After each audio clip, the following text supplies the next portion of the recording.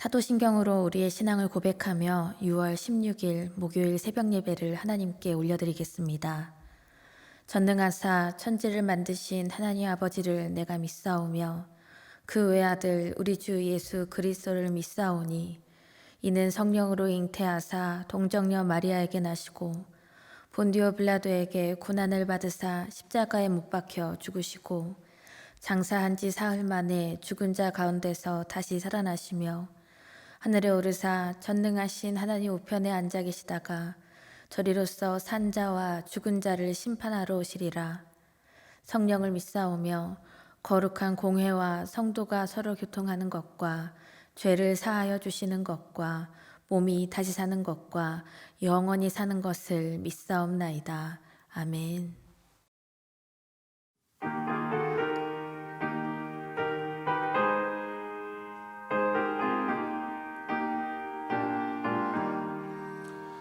예수가 함께 계시니 시험이 오나 겁없네. 기쁨의 근원 되시니 예수를 위해 삽시다.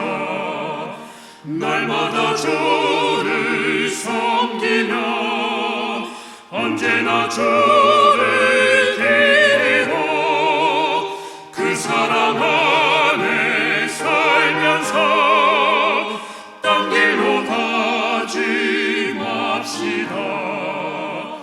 이 세상 사는 동안에 주 이름 전파하면서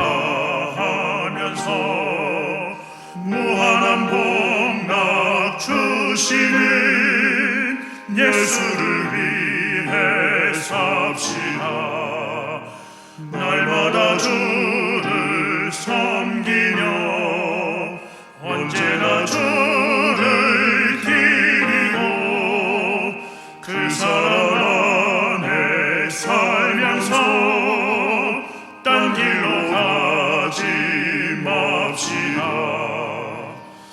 이 세상 친구 없어도 예수는 나의 친구니 불의한 일을 버리고 예수를 위해 삽시다. 날마다 주를 섬기며 언제나 주를 기리고 그 사랑 안에 살면서 딴 길로 가지 맙시다. 주께서 심판하실 때 잘했다 칭찬하리니 이러한 상급 받도록 예수를 위해 삽시다. 날마다 주를 섬기며 언제나 주를 기리고 그 사랑 안에 살면서 딴 길로 가지 맙시다.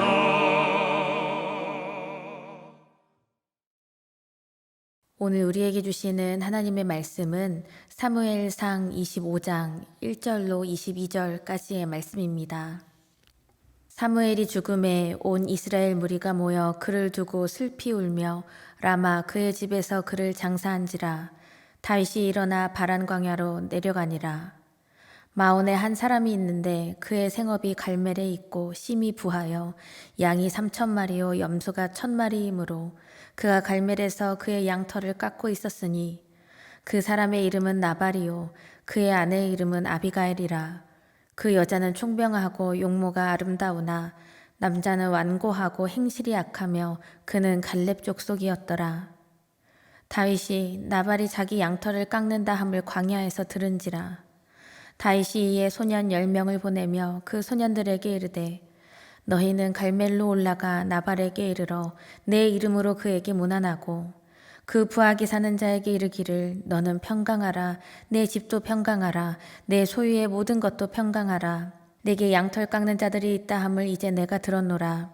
내 목자들이 우리와 함께 있었으나 우리가 그들을 해하지 아니하였고 그들이 갈멜에 있는 동안에 그들의 것을 하나도 잃지 아니하였나니 내 소년들에게 물으면 그들이 내게 말하리라.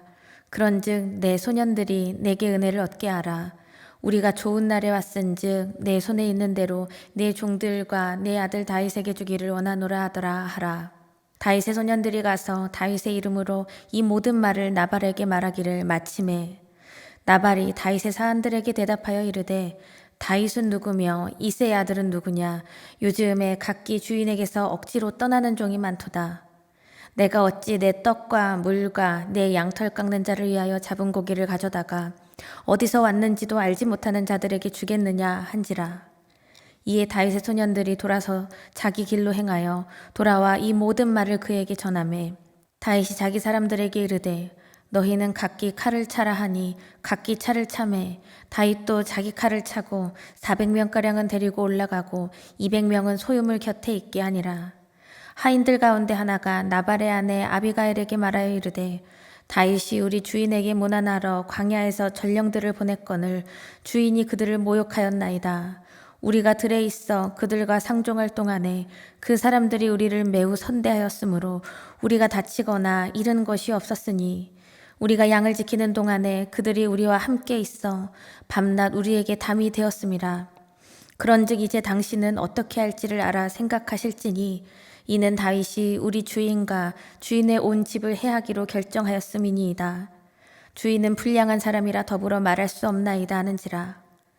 아비가일이 급히 떡 200덩이와 포도주 2가죽부대와 잡아서 요리한 양 5마리와 볶은 곡식 5스아와 건포도 100송이와 무화과 뭉치 200개를 가져다가 나귀들에게 싣고 소년들에게 이르되 나를 앞서가라. 나는 너희 뒤에 가리라 하고 그의 남편 나발에게는 말하지 아니하니라. 아비가일이 나귀를 타고 산 호젓한 곳을 따라 내려가더니 다윗과 그의 사람들이 자기에게로 마주 내려오는 것을 만나니라. 다윗이 이미 말하기를 내가 이 자의 소유물을 광야에서 지켜 그 모든 것을 하나도 손실이 없게 한 것이 진실로 허사라. 그가 악으로 나의 선을 갚는도다. 내가 그에게 속한 모든 남자 가운데 한 사람이라도 아침까지 남겨두면 하나님은 다윗에게 벌을 내리시고 또 내리시기를 원하노라 하였더라. 아멘. 사랑의 하나님 감사합니다. 하나님의 은혜가 아니면 한순간도 살 수조차 없는 우리를 구원하여 주시고 영원한 생명을 누리며 영원한 하나님의 나라를 소망하게 하시니 감사를 드립니다. 우리의 삶 속에서 만나는 크고 작은 일 가운데서 우리를 죄 가운데로 잠식시키는 여러 가지 감정들이 있지만 먼저 하나님께서 우리에게 부어주신 그 강력한 은혜를 우리가 먼저 묵상하고 그 은혜를 주시는 하나님의 통치하심과 그 일하심을 믿고 우리가 날마다 믿음으로 일어서게 하여 주시옵소서. 믿음의 그 선한 능력으로 하나님 아버지의 선하신 계획을 신뢰하며 나아가는 우리 모두의 인생이 되게 하여 주시옵소서. 모든 것을 주님께 맡기며 예수님의 이름으로 기도드립니다. 아멘. 할렐루야. 이 시간 이 새벽을 깨우시고 우리를 예배의 자리로 인도하신 하나님의 은혜에 감사를 드립니다. 오늘도 이 시간 성령께서 우리와 함께 하셔서 주님의 말씀을 깨닫게 하시는 그 지혜를 부어주시고 우리가 그 말씀대로 살아갈 수 있는 성령의 능력을 깊이 부어주시기를 간절히 축원합니다. 사랑과 재채기는 숨길 수 없다라는 말이 있습니다. 사랑을 흘려보내고 사랑을 받는 존재는 그 모습과 그 감정을 숨기기가 참 어렵지요. 그런데 이 사람의 감정 중에 숨길 수 없는 것은 사랑뿐만이 아닙니다. 바로 증오심이라는 이 감정은 끝까지 숨길 수 없는 감정이라고 할 수 있습니다. 깊은 증오심은 보복으로도 연결되고 인생을 스스로 붕괴시킬 수도 있습니다. 그리고 마음을 바닥까지 치닫게 하는 이 부정적인 감정의 노예가 되게끔 하는 것이죠. 하나님의 마음에 합한 사람 다윗을 우리가 만나고 있는데 이 다윗도 증오심으로 인해서 자제력을 다 잃고 정말 끔찍한 결과를 낳을 뻔한 그러한 사건을 경험하였습니다. 그러나 하나님께서는 다윗의 길을 멈추게 하여 주시고 그가 죄의 길로 들어서려는 그 걸음을 하나님께서 친히 막아주시는 모습을 우리가 볼 수 있습니다. 오늘 말씀을 통해서 우리도 다윗처럼 하나님의 그 은혜를 전적으로 신뢰하며 나아갈 수 있기를 간절히 소망합니다. 오늘 말씀을 보시면 이제 사무엘은 그 역사의 무대를 떠나고 말았습니다. 이제 다윗은 사무엘의 장례식에도 제대로 참여하지도 못하고 이제는 그 누구도 의지할 일 하나 없이 바란 광야라는 곳으로 이제 내려갑니다. 다윗의 곁에는 그를 따르는 600여 명의 그 부하들만이 있을 뿐이죠. 다윗과 그 많은 무리들이 그 광야에서 어떻게 생활을 이어나갔을까 이런 의문이 생기기도 하는데요. 오늘 말씀을 보시면 그 궁금증이 조금은 풀리게 됩니다.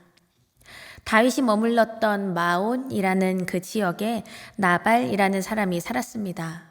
그는 이스라엘에서 가장 기름진 목장인 갈멜 초장 이곳을 차지하여서 양은 3,000마리요 염소 1,000마리 이 거대한 소유를 가지고 있는 사람입니다. 엄청난 부자죠. 그리고 나발의 아내는 아비가일이라고 밝히고 있는데 훗날 다윗의 아내가 됩니다. 성경에서 아비가일은 총명하고 아름다우나 나발은 완고하고 행실이 악하다고 정확하게 기록하고 있습니다. 어느 날 나발이 양털을 깎는다는 소식을 듣고 다윗이 자기의 부하 중에 그 소년 10명을 나발에게 보냅니다. 그리고 이런 말을 전하라고 하는데요. 본문 7절 8절을 보시면 내게 양털 깎는 자들이 있다 함을 이제 내가 들었노라. 내 목자들이 우리와 함께 있었으나 우리가 그들을 해하지 아니하였고 그들이 갈멜에 있는 동안에 그들의 것을 하나도 잃지 아니하였나니 내 소년들에게 물으면 그들이 내게 말하리라. 그런즉 내 소년들이 내게 은혜를 얻게 하라. 우리가 좋은 날에 왔은즉 내 손에 있는 대로 내 종들과 내 아들 다윗에게 주기를 원하노라 하더라 하라. 양털 깎는 날, 이 날은 목축업자에게 있어서는 큰 추수를 거두는 축제일과도 마찬가지입니다. 그리고 수확을 얻은 이 부자는 가난한 이웃들에게 음식을 나누고 추수의 기쁨을 함께 누리는 것이 당연한 그때의 전통이었습니다. 다윗은 그 당시에 바란 광야에 이제 거하면서 자기 부하들과 함께 그 지역을 경호하는 일을 스스로 해왔던 것 같습니다. 유진 피터슨이라는 분은 이 다윗의 모습을 보고 다윗과 부하들이 선한 사마리아인처럼 행했다고 표현하고 있습니다. 광야는 위험 요소가 참 많은 곳인데요. 다윗은 특히 그 지역의 백성들과 그들의 목축을 강도떼들로부터 안전하게 보호해주면서 그 백성들에게 크고 작은 감사의 표현과 도움을 받으며 지내왔던 것으로 우리가 볼 수 있습니다. 나발 역시 그 다윗에게 늘 도움을 받아왔었겠지요. 그리고 그가 번창할 수 있었던 이유 중에 큰 것도 다윗의 보호 덕분인 것도 있겠습니다.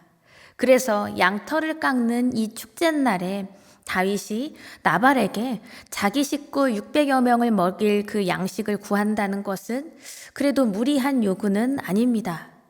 그런데 나발은 참으로 무례하게 다윗의 요청을 거절하고 있습니다. 10절과 11절을 보시면 나발이 다윗의 사한들에게 대답하여 이르되 다윗은 누구며 이새의 아들은 누구냐? 요즘에 각기 주인에게서 억지로 떠나는 종이 많도다. 내가 어찌 내 떡과 물과 내 양털 깎는 자를 위하여 잡은 고기를 가져다가 어디서 왔는지도 알지 못하는 자들에게 주겠느냐 한지라. 나발은 이렇게 감사의 마음을 저주로 갚고 있습니다. 다윗이 누구냐? 이것이 순수하게 묻는 그 질문 같지만 다윗의 신세를 우습게 보고 조롱하는 말입니다. 그리고 그 악한 사울 왕의 편에 서서 다윗을 이미 배신자로 낙인 찍어놓고 다윗을 자기 발 아래에 떠돌이 신세로 놓고 말하는 것입니다. 사실 나발의 이름의 뜻에는 어리석은 바보라는 의미가 있습니다. 그러니까 다윗을 통하여 행하실 하나님의 일하심을 이 사람은 지금 깨닫지 못하고 지금 내 눈에 보여지는 것만 믿는 어리석은 자의 인생을 가감없이 보여주고 있는 것이죠. 나발의 이런 모욕적인 말을 전해 들은 다윗은 그 분노가 극에 달하는 것을 볼 수 있습니다. 그리고 그 분노는 절대 사그러들지 않고 보복하고자 하는 결심으로 이어지고 있습니다. 13절에서 다윗이 자기 사람들에게 이르되 너희는 각기 칼을 차라 하니 각기 칼을 차매 다윗도 자기 칼을 차고 400명가량은 데리고 올라가고 200명은 소유물 곁에 있게 하니라 하고 있습니다. 칼을 차라 라는 이 말은 다 죽이러 가자, 싸우러 가자라는 뜻입니다. 이 말이 정말 이 다윗의 입술에서 나온 말이 맞습니까? 믿을 수가 없지요. 이렇게 다윗의 이 분노의 감정은 그 누구도 말릴 수가 없었습니다. 하지만 다윗은 이 사무엘상 이 24장 이 앞서서 보면 자신을 오랫동안 괴롭히고 죽이려고 하는 그 사울왕을 친히 살려주었습니다. 하나님이 기름 부으신 왕을 내 마음대로 해치면 안 된다. 이 섭리를 인정하면서 믿음의 사람다운 그 면모를 우리에게 보여줬습니다. 그런데 그렇게 큰 시험인 사울왕은 잘 이겨냈으면서 한낱 나발의 말 한마디에 이 다윗의 마음은 다 무너지고 그의 입술과 생각에는 죽음으로 보복하고자 하는 이 죄악만 가득하게 된 것이죠. 사랑하는 여러분, 이 분노라는 감정에 잠식되는 것은 큰 시험을 겪었기 때문만이 아닙니다. 나의 연약함으로 인한 것도 있다는 것입니다. 내가 해결하지 못한 그 치부가 건드려졌을 때 사람은 쉽게 분노하게 됩니다. 그리고 때론 다윗처럼 생각지도 못한 거절과 실패 때문에 분노하게 되기도 합니다. 그렇게 분노에 잠식되면 아무것도 듣지도 못하고 아무것도 보지도 못하게 되죠. 그렇게 분노의 노예가 되면 모든 것이 파괴돼 버리는 것입니다. 성경에서는 분노하지 말고 마음을 지키는 것이 얼마나 중요한지 강조하고 있습니다. 잠언 16장 32절을 보시면 노하기를 더디하는 자는 용사보다 낫고 자기의 마음을 다스리는 자는 성을 빼앗는 자보다 나으니라 말씀합니다. 그리고 에베소서 4장 26절과 27절에서도 분을 내어도 죄를 짓지 말며 해가 지도록 분을 품지 말고 마귀에게 틈을 주지 말라 이렇게 고백합니다. 우리의 작은 틈을 파고드는 이 마귀가 가장 원하는 것은 아마도 우리의 분노하는 마음일 것입니다. 분노에 사로잡혀서 죄의 길로 걸어가는 것은 주님께서 걸어가신 그 십자가의 길의 방향이 아닙니다. 마음의 분노가 가득 찰 때 기도의 무릎으로 엎드리십시오. 그리고 용서할 수 있는 힘을 우리 하나님을 향하여서 구하십시오. 풍랑이 일 때 배를 띄우는 것처럼 어리석은 일이 없습니다. 풍랑이 잠잠해질 때까지 기다려야 하는 것처럼 우리가 그것을 기다리고 용서와 그 긍휼의 능력을 하나님의 말씀 안에서 묵상하고 또한 하나님께 매달리며 기도로 간구해야만 합니다. 그렇게 하나님의 그 일하심과 통치하심을 믿고 기다릴 때 하나님께서는 우리가 분노로 인해서 죄의 길로 걸어가는 것을 친히 막아주시고 우리를 건져주실 것을 분명히 믿습니다. 이제 나중 가서 이 말씀을 보면 아비가일은 다윗이 정말 살기가 등등한 마음으로 쫓아온다는 그 소식을 전해 듣고서 나발과는 정말 다르게 지혜롭게 대처합니다. 그리고 결국 다윗을 이렇게 설득을 하지요. 만일 그 다윗이 분노를 다 다스리지 못하여서 나발의 일가를 다 몰살시켰다면 그가 과연 하나님께서 원하시는 왕으로서 그 사명을 제대로 감당할 수 있었을까요? 결코 그럴 수 없었을 것입니다. 왕은 되었겠지만 하나님의 마음에 합한 그 위대한 주님께서 친히 세우신 그 왕은 결코 되지 못했을 것입니다. 사랑하는 여러분, 생각지도 못한 거절과 실패, 그리고 우리가 자주 만나게 되는 그 비교의식에서 우리는 자유로워져야 합니다. 내가 베푼 은혜만 곱씹고 타인에게 받을 것만 곱씹는 것은 구원의 은혜를 받은 그 그리스도인의 삶에 맞지 않는 옷입니다. 요한일서 5장 4절에서도 무릇 하나님께로부터 난 자마다 세상을 이기느니라 세상을 이기는 승리는 이것이니 우리의 믿음이니라 이렇게 선포하는 것처럼 먼저 하나님께 받은 그 강력한 은혜를 묵상하면서 하나님이 행하실 그 일을 신뢰하기 원합니다. 그리고 그 하나님께 우리의 삶을 의탁하는 우리 모두가 되기를 원합니다. 그래서 이 분노의 감정을 은혜와 긍휼의 능력으로 바꿀 수 있는 능력의 그리스도인들이 되시기를 간절히 축원합니다. 다 함께 주기도문 하시며 오늘의 예배를 마치겠습니다. 하늘에 계신 우리 아버지여, 이름이 거룩히 여김을 받으시오며 나라가 임하시오며 뜻이 하늘에서 이루어진 것 같이 땅에서도 이루어지이다. 오늘 우리에게 일용할 양식을 주시옵고 우리가 우리에게 죄 지은 자를 사하여 준 것 같이 우리 죄를 사하여 주시옵고 우리를 시험에 들게 하지 마시옵고 다만 악에서 구하시옵소서. 나라와 권세와 영광이 아버지께 영원히 있사옵나이다. 아멘.